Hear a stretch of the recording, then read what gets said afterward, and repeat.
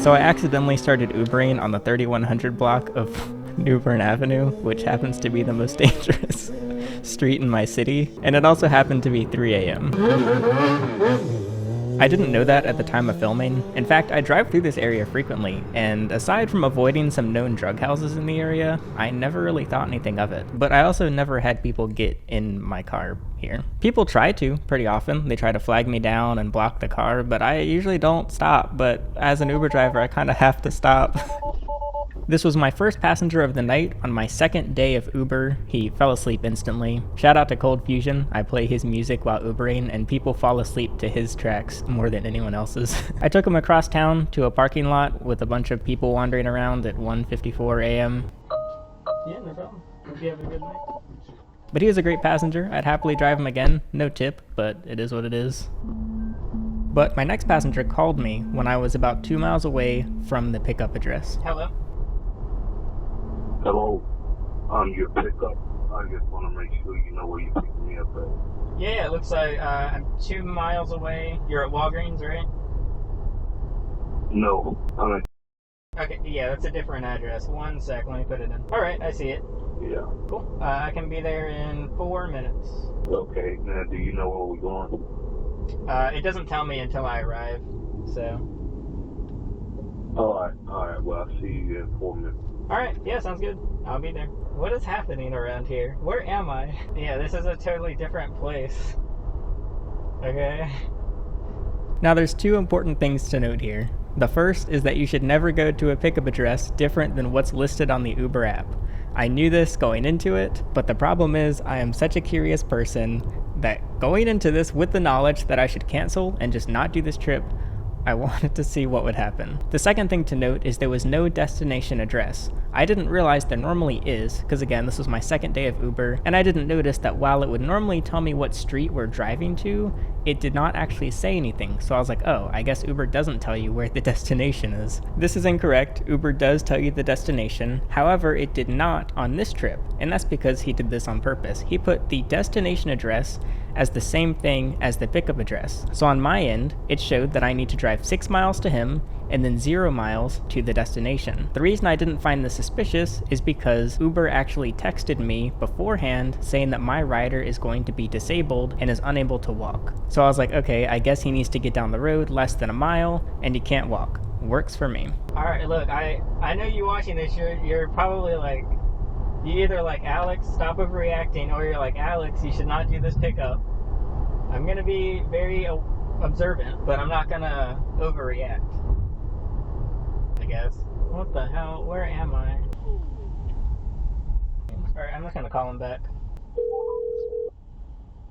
Press 1 to be transferred to your assigned passenger. Please. Hello? Hey, is this, Yes. is that you? Yes. Oh, okay. With you have the cigarette? Oh, yeah, it's fine. Yeah. Alright, I'm coming right now.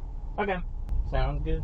Okay, now before we pick up this passenger, let me pay my bills real quick with this ad from ExpressVPN. Because using the internet without a VPN is kind of like Ubering in this part of town. Your doors are unlocked and you're just waiting to get robbed or carjacked. But instead, you could use ExpressVPN and kind of just create this private little tunnel for you and your passenger to get all the way to your destination or the website that you're browsing safely. It's not going to protect you from everything, but it does make a pretty big difference, which is the main reason I use it, just for that extra level of security, especially when I am moving around like this and I'm connecting to public Wi-Fi's, which is much more risky than being at home. Not to mention, it also adds features in your day-to-day life. So because you can pick from 94 different countries to make it look like you're browsing from, you can get cheaper prices on stuff you order, like say plane tickets, or you can access catalogs of content that's only available in other countries.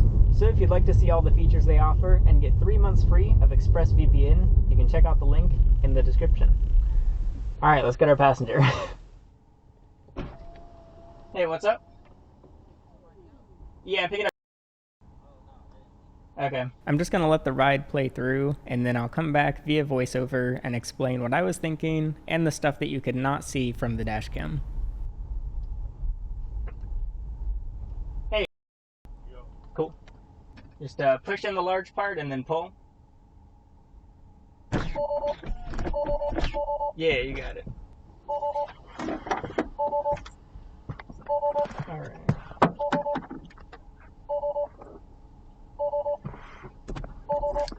So drop off location. Yes. Is that in Greensboro? Yes.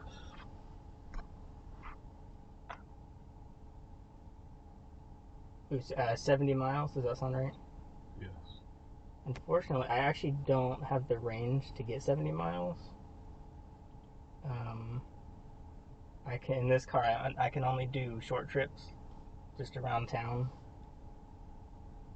So I don't. I'm sorry, I'm not sure if I'll be able to get there for you. So you want to call another one?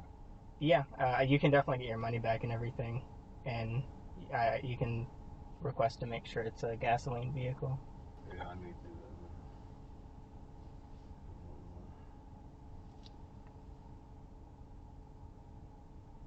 that. I'm just gonna pull up into the parking spot.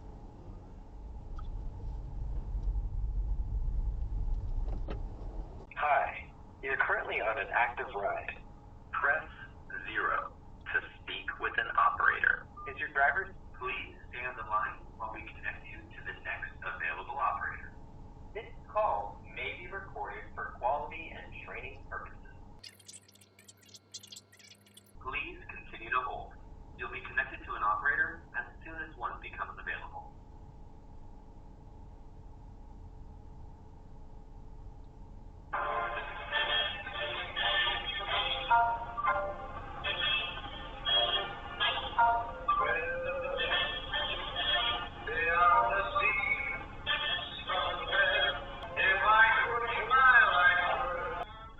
They sing another trip, man.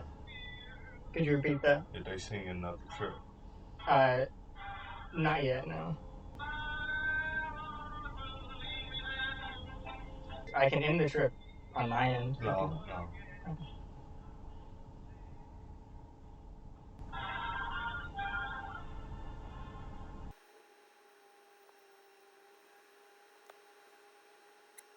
So on hold.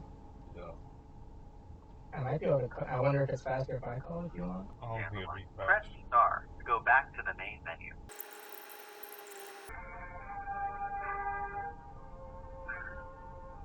New hold song at least.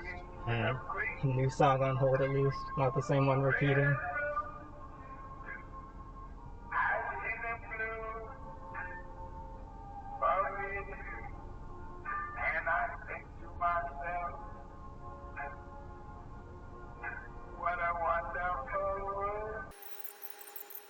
I just feel bad, man, because I feel like I'm holding you for your money.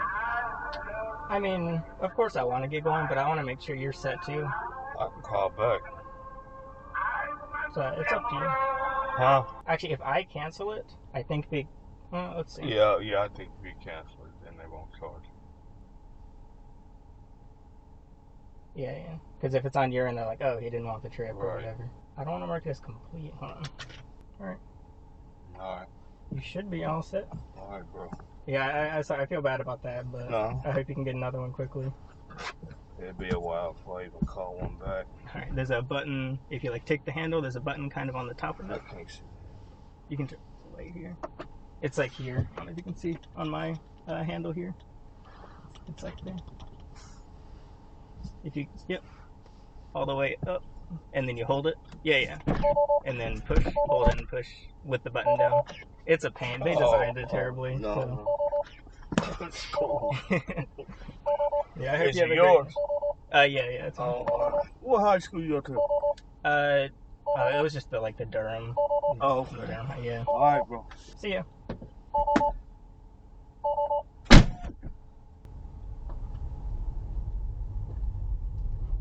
What?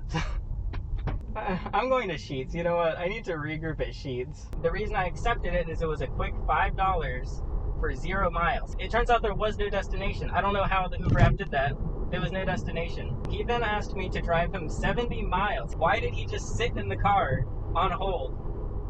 What was he gonna say? Why would he call them? He is obviously trying to scam Uber / me, but he was really nice.